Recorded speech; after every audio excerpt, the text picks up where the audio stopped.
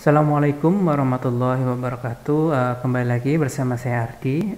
Pada kuliah kali ini kita akan membahas mengenai kinematika. Terdapat beberapa tujuan dari perkuliahan ini. Yang pertama, saya harapkan mahasiswa mampu memahami definisi dari kinematika. Lalu yang kedua, saya harapkan mahasiswa mampu mendeskripsikan gerakan dengan menggunakan beberapa deskriptor kinematika. Lalu yang ketiga, saya harapkan mahasiswa mampu memahami fungsi dari kinematika. Lalu yang keempat, saya harapkan mahasiswa mampu mengetahui pengukuran apa yang dilakukan untuk mendapatkan deskriptor kinematika. Apa itu kinematika? Jadi boleh dikatakan kinematika merupakan salah satu cabang ilmu fisika yang membahas gerakan geometri yang mungkin terjadi dari suatu tubuh atau sistem tanpa mempertimbangkan gaya yang mungkin terlibat di dalam gerakan tersebut. Untuk menjelaskan gerakan tersebut, terdapat beberapa deskriptor kinematik yang dapat digunakan. Di antaranya adalah posisi, lalu yang kedua displacement dan distance, lalu yang ketiga velocity atau kecepatan, lalu yang terakhir adalah acceleration atau percepatan. Deskriptor kinematik yang akan kita bahas pertama adalah posisi. Posisi terkait dengan pertanyaan di manakah kita berada saat ini, ya. Jadi untuk posisi itu boleh dikatakan dapat dibagi menjadi dua. Yang pertama linear position, lalu yang kedua angular position. Ya, nah posisi ini karena dapat berubah seiring bergantinya waktu ya, maka biasanya posisi ini diekspresikan dalam function of time. Linear position biasanya diekspresikan dengan koordinat x, y, and z. Jadi untuk X dan Z itu biasanya mendeskripsikan horizontal position, sementara Y atau Y itu mendeskripsikan vertical position. Ya. Untuk satuan dari linear position itu biasanya dapat berupa cm, meter untuk satuan internasional. Lalu untuk English unit kita biasa menggunakan feet dan inches. Lalu untuk angular position unitnya itu hanya satu, yaitu degrees atau derajat. Untuk deskriptor selanjutnya adalah displacement dan distance. Displacement atau perpindahan dapat didefinisikan sebagai perubahan secara keseluruhan atau perubahan terpendek dari posisi awal hingga posisi akhir dari suatu objek. Biasanya displacement diekspresikan oleh garis lurus ya dari posisi awal hingga posisi akhir. Sedangkan distance dapat didefinisikan sebagai total change atau total perubahan dari posisi suatu objek ketika dia berada di starting position hingga di finish position ya. Jadi boleh dikatakan total jarak dari finish hingga, maksud saya total jarak dari start hingga finish. Dalam beberapa kesempatan boleh dikatakan displacement itu biasanya lebih pendek daripada distance ya. Nah, kalau kita lihat ilustrasi di sini ya, yang kita sebut displacement merupakan garis lurus dari start ke finish ya. Sedangkan distance itu jarak keseluruhan yang ditempuh oleh objek tersebut ya. Misalnya dari start ke E, lalu dari A ke B, lalu dari B ke C, C ke D, lalu D ke finish ya. Total jarak dari start ke finish ini maka bisa disebut sebagai distance. Untuk distance itu boleh dikatakan digunakan untuk menjawab how far you have traveled without considering the direction. Jadi kuantitas dari distance tersebut tidak mempertimbangkan arah dari kuantitas tersebut ya.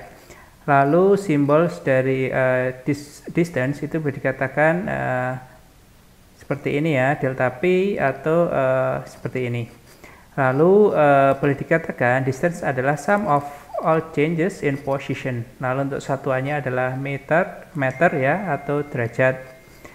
Lalu karena dia itu tidak mempertimbangkan arah ya, arah dari kuantitas maka dia boleh dikatakan disebut sebagai scalar quantity. Nah, kalau kita lihat contoh di sini ya, jadi misal ada seorang ya itu berpindah dari poin A ke poin B, lalu poin B ke poin C, di mana poin A ke poin B itu 3 km, lalu poin B ke poin C itu 4 km, maka distance atau jarak yang ditempuh orang tersebut boleh dikatakan adalah penjumlahan dari angka 3 dan 4 ya, sehingga total jarak yang ditempuh oleh orang tersebut adalah 7 km. Sedangkan displacement digunakan untuk menjawab pertanyaan where you are concerning where you are started. Simbol dari displacement itu dapat diekspresikan dengan menggunakan delta S, lalu simbol ini ya. Lalu berbeda dengan distance, displacement boleh dikatakan merupakan final change in position ya. Lalu untuk unitnya itu masih sama ya, yaitu meter atau derajat. Ya, meter untuk SI tentunya. Tapi kalau misalnya kita menggunakan English bisa jadi itu feet, inches atau miles. Lalu karena dia itu mempertimbangkan arah ya dari kuantitasnya, maka displacement merupakan kuantitas vektor ya. Karena dia merupakan vektor, maka kita perlu menyebutkan arahnya ya. Arah yang dapat digunakan salah satunya positif, negatif, lalu arah mata angin, utara, selatan, barat, timur, lalu barat daya, tenggara, dan lain sebagainya. Lalu kita juga bisa menggunakan angles ya, atau sudutnya ya, misalnya dia 180 derajat, 270 derajat, 45 derajat, dan lain sebagainya. Untuk kasus seperti sebelumnya, di mana ada seseorang itu berpindah dari poin A ke poin B ke C ya, maka displacement dari orang tersebut atau perpindahan orang tersebut adalah 5 km, di mana 5 km ini didapatkan dengan menggunakan persamaan Pythagoras. Deskriptor kinematik selanjutnya yang akan kita bahas adalah speed and velocity. Jadi untuk speed itu digunakan untuk menjawab how fast you are regardless the direction. Jadi karena dia itu tidak memperhatikan arahnya, maka speed itu merupakan kuantitas skalar. Ya. Lalu salah satu contohnya adalah misalnya Usain Bolt ini ya, dia dikatakan kan salah satu orang tercepat ya di dunia ya. Jadi apabila kita bercerita tentang speed, maka boleh dikatakan Usain Bolt ini is traveling at speed of 37,58 km per jam ya. Lalu untuk velocity ya, berbeda dengan speed, dia mempertimbangkan direction ya. Oleh karena itu velocity itu merupakan kuantitas vektor ya. Karena dia mempertimbangkan direction, maka kita perlu menambahkan directionnya ya. Jadi misalnya ini salah satu contohnya, dia itu berlari ke arah east, maka kalimatnya akan menjadi Usain Bolt is traveling at a speed of 37,58 km per jam east. Untuk menghitung speed dan velocity, maka kita dapat mendapatkannya dengan membagi total distance ya dibagi dengan waktu ya. Dan satuan, maksudnya simbol dari speed itu untuk yang terkait dengan linear speed atau velocity itu v, lalu yang terkait dengan angular velocity itu kita bisa menggunakan simbol ini. Lalu untuk unitnya, maka untuk linear velocity itu meter per second, lalu untuk angular velocity itu degrees per second. Lalu semisal ya ada pertanyaan, Muhammad Zohri ya, salah satu pelari kebanggaan Indonesia, berlari dalam jarak 100 meter dalam waktu 10,18 detik. Berapakah rata kecepatan dari pelalu Muhammad Zohri? Jadi kita cukup membaginya dari membagi 100 meter ini dengan 10,18 second, maka didapatkan rata kecepatannya sebesar 9,82 meter per second. Kinematic descriptor selanjutnya yang akan kita jelaskan adalah acceleration atau percepatan. Jadi untuk percepatan itu digunakan untuk menjawab pertanyaan how fast you speed up or slow down. Lalu untuk menghitung percepatan kita bisa membagi perubahan kecepatan dibagi dengan jumlah waktu yang diperlukan untuk mencapai perubahan kecepatan tersebut. Lalu simbolnya itu untuk linear acceleration itu A atau E. Lalu untuk angular acceleration itu simbol ini. Ya, lalu sama seperti velocity, acceleration itu kuantitas vektor ya. Maka kita perlu dalam beberapa kesempatan untuk menyebutkan arahnya. Satuannya itu untuk yang linear itu meter per sekon kuadrat, lalu yang untuk angular acceleration itu derajat per second kuadrat. Lalu salah satu contohnya untuk penghitung acceleration adalah dapat kita lihat di contoh berikut ya. Jadi ada Venturi pakai balet. Jadi kendaraan ini merupakan salah satu prototipe mobil listrik yang boleh dikatakan tercepat di dunia untuk saat ini ya, yang diproduksi atau dihasilkan oleh karya dari mahasiswa di Ohio State University. Lalu kendaraan ini dapat menempuh atau dapat melaju dari kecepatan dari 0 ke 60 mile per hour dalam waktu hanya selama 2,5 detik ya. Lalu dari data ini berapakah acceleration dari kendaraan ini? Maksud saya rata akselerasi atau rata percepatan dari kendaraan ini.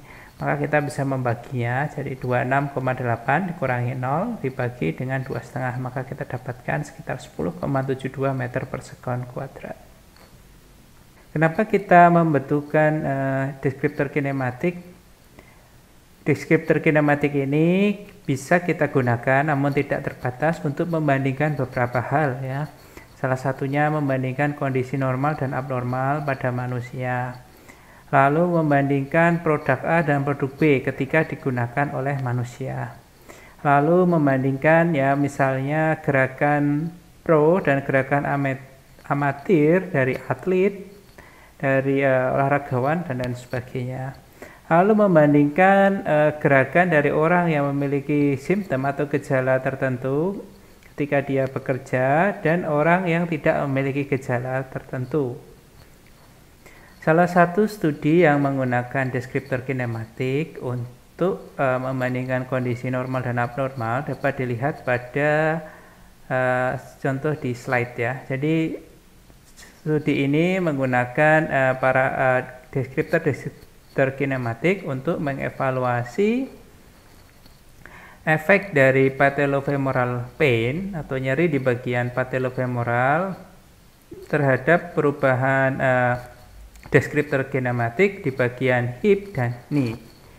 Jadi nantinya di dalam penelitian ini akan juga dibahas apakah terdapat perbedaan antara hip dan knee kinematik dari orang yang memiliki patellofemoral pain dengan orang normal yang tidak memiliki kondisi tersebut.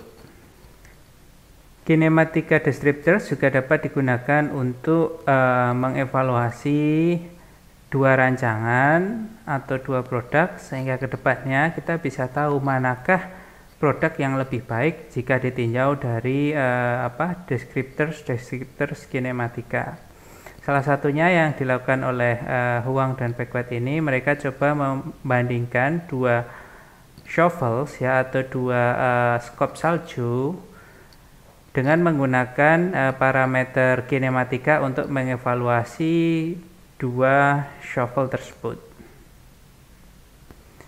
Selain itu, kinematika juga dapat digunakan untuk melihat ya perbedaan antara olahragawan profesional dan amatir lah. Dalam penelitian ini mereka mencoba melihat apakah ada perbedaan dari segi kinematika ya, dari segi kecepatan, dari segi speed, velocity dan lain sebagainya pada olahragawan yang bermain golf ya. Kinematika juga dapat digunakan untuk melihat apakah terdapat perbedaan semisal postur, lalu kecepatan pergerakan dari seseorang yang memiliki gejala gangguan otot rangka tertentu ya, gejala otot rangka tertentu. Salah satunya dilakukan oleh Zito dan kawan-kawan ini ya. Jadi peneliti ini mencoba menggunakan parameter kinematika untuk mengevaluasi pekerja yang memiliki gejala dan tanpa gejala keluhan otot rangka di bagian leher dan punggung atas ya. Lalu bagaimana deskriptor kinematis tadi diukur? Jadi dewasa ini untuk mendapatkan informasi mengenai perubahan posisi, perubahan kecepatan, perubahan percepatan dari seseorang ketika bergerak, digunakan salah satu sistem atau perangkat yang disebut dengan motion capture. Jadi motion capture merupakan boleh dikatakan suatu instrumen atau sistem yang digunakan untuk merekam pergerakan dari suatu objek atau manusia. Nah, salah satu contohnya adalah di ilustrasi ini ya. Jadi ada seseorang ya yang dipasangkan beberapa penanda atau marker ya. Nah, marker ini nantinya dengan proses komputasi tertentu akan diproses menjadi informasi berupa posisi, kecepatan, percepatan, dan lain sebagainya. Perkembangan teknologi motion capture boleh dikatakan diawali di tahun 1872 oleh seorang fotografer ya yang berasal dari Inggris, namun dia pindah ke Amerika, dan fotografer tersebut bernama Edward Muybridge. Jadi pada awalnya gimana teknologi motion capture ini bisa dikembangkan? Jadi ada permintaan dari seorang konglomerat yang meminta si Edward ini untuk menjawab sebuah curiosity dari konglomerat tersebut. Jadi pengusaha atau konglomerat tersebut memiliki sebuah pertanyaan bahwa apakah kuda ya ketika dia berlari cepat itu akan ada suatu fase di mana keempat kakinya itu tidak menyentuh tanah. Nah, atas dasar permintaan tersebut, si Edward mencoba mendevelop sebuah sistem dan didapatkan jawabannya adalah bahwa ada sebuah fase ya ternyata ketika kuda tersebut berlari kencang ya di sini ya. Kuda tersebut tidak menyentuh tanah ya sama sekali. Nah, boleh dikatakan apa yang dilakukan Edward ini merupakan suatu kepioniran ya dalam pengembangan teknologi motion capture. Dewasa ini teknologi motion capture digunakan di berbagai bidang ya. Salah satunya seperti bidang yang sedang kita pelajari saat ini yaitu biomekanika. Jadi di bidang biomekanika teknologi motion capture digunakan untuk mengevaluasi postur kerja atau pekerjaan-pekerjaan ya. Dalam kaitan ini maka biomekanika yang terkait adalah occupational biomechanics. Lalu keilmuan biomekanika, teknologi motion capture juga digunakan untuk sports biomechanics ya, untuk mengevaluasi gerakan atlet, untuk meminimalisir cedera, untuk menghasilkan performa yang lebih baik dan lain sebagainya. Selain itu, teknologi motion capture juga digunakan untuk di dunia hiburan ya, untuk pengembangan movie ya, salah satunya ini ya, movie Avatar, lalu ada pengembangan video game ya, FIFA ya, mungkin Pro Evolution Soccer juga. Lalu ada pengukuran, selain itu teknologi motion capture ini digunakan juga untuk pengukuran gerakan yang lain, salah satunya untuk robotika dan lain sebagainya. Untuk jenis motion capture yang pertama yaitu motion capture berbasis inertial sensors. Jadi untuk motion capture ini menggunakan sensor berupa gyro dan accelerometers untuk mendeteksi perubahan gerakan dari manusia. Salah satu yang sangat terkenal ya di dunia baik itu dunia peneliti atau dunia animasi terkait jenis motion capture ini adalah Xsense ya. Jadi untuk Xsense, jadi untuk sensornya itu dipasang di beberapa bagian ya. Jadi seperti di sini, di sini, di sini, di sini, lalu ada di telapak tangan. ya, lalu di lengan atas dan di kepala. Dan ada juga saya kira ada 2 sensor yang berada di trunk ya. Untuk jenis motion capture system yang lain yaitu motion capture system berbasis medan magnet. Jadi untuk jenis ini mendeteksi gerakan berdasarkan perubahan medan magnet yang terjadi. Jadi subjek atau objek studi yang menggunakan motion capture jenis ini biasanya dipasangkan beberapa sensor ya. Ini salah satu sensornya. Sensor tersebut akan dipasangkan di beberapa bagian tubuh.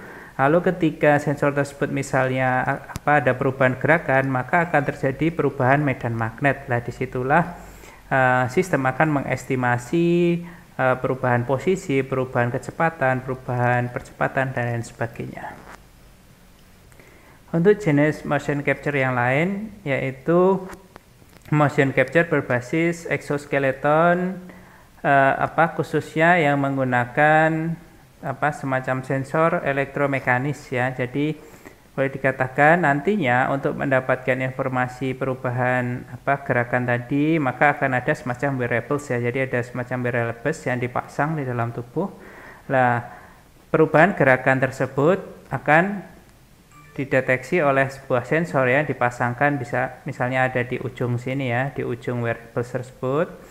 Yang biasanya berupa potentiometer ya. Apa itu potentiometer? Merupakan salah satu device yang mengkonversi energi mekanik menjadi informasi berupa voltase. Lah, perubahan voltase ini nantinya apabila dikalibrasi secara benar akan dapat memberikan informasi perubahan gerakan. Salah satu dari contoh jenis motion capture ini adalah Gypsy ya. Lalu selain itu ada lumbar motion monitor. Dan ini saya yang memakainya. Nah, kalau lumbar motion monitor ini hanya dapat digunakan untuk mengukur kinematic descriptors di tulang belakang manusia ya, khususnya terkait dengan percepatan, kecepatan dan perubahan posisi dari tulang belakang manusia. Untuk jenis motion capture selanjutnya yaitu motion capture berbasis optis ya.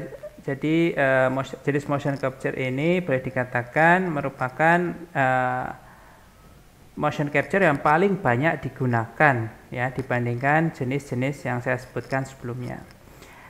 Untuk jenis motion capture ini boleh dikatakan dapat dibagi menjadi 2. Yang pertama marker based motion capture system, lalu yang kedua markerless motion capture system. Lalu untuk yang marker based, jadi untuk mendeteksi gerakan maka digunakan beberapa penanda ya, beberapa penanda atau marker yang dipasang di beberapa anatomical landmark di dalam tubuh manusia. Lalu marker ini nantinya akan direkam ya, akan direkam oleh kamera, beberapa kameranya contohnya seperti ini, lalu kameranya itu diletakkan seperti ini ya, sehingga nantinya semua perubahan posisi dari markernya itu bisa terekam, dan ketika informasi tersebut diproses lebih lanjut dengan algoritma tertentu akan dihasilkan informasi berupa perubahan posisi, perubahan percepatan, kecepatan, dan sebagainya. Terdapat 2 jenis marker ya. Yang pertama active marker. Jadi kalau active marker itu dia menyala ya markernya. Dia menggunakan semacam LED. Lalu yang kedua passive marker atau reflective markers. Jadi kalau reflective markers itu dia akan menyala, dia dari markernya sendiri tidak ada lampu atau LED dan lain sebagainya, tapi dia menggunakan permukaan yang mengkilat sehingga ketika ada cahaya yang menyinari marker tersebut maka dia akan memantulkan cahaya. Lalu di dalam motion capture system ini dia boleh dikatakan multiple camera, jadi kameranya itu harus lebih satu, karena kalau dia hanya 1 atau 2 gitu bisa jadi ada gerakan yang misalnya tertutup, ada beberapa marker ketika dalam gerakan tertentu itu akan tertutup oleh bagian tubuh lainnya. Nah, ketika dalam posisi ini harus di backup oleh kamera yang lain. Oleh karena itu kameranya itu banyak ya, Ada yang misalnya dalam setting ini kameranya 6, ada yang 7, 8, 9 dan lain sebagainya.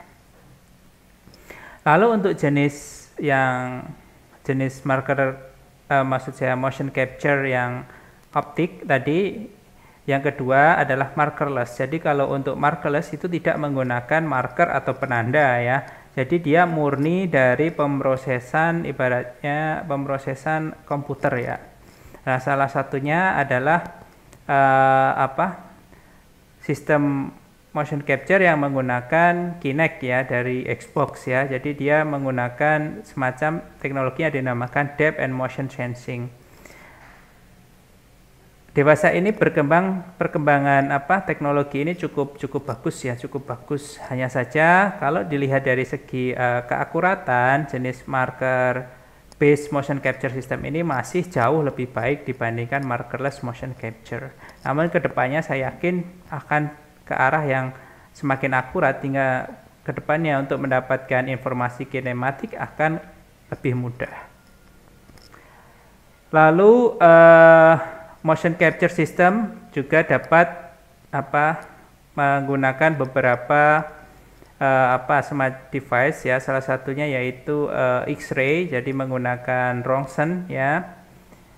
Rontgen, hanya saja ketika menggunakan Rontgen ada limitasi ya, salah satunya objek itu kan tidak boleh terpapar terlalu sering dari sinar Rontgen dan lain sebagainya.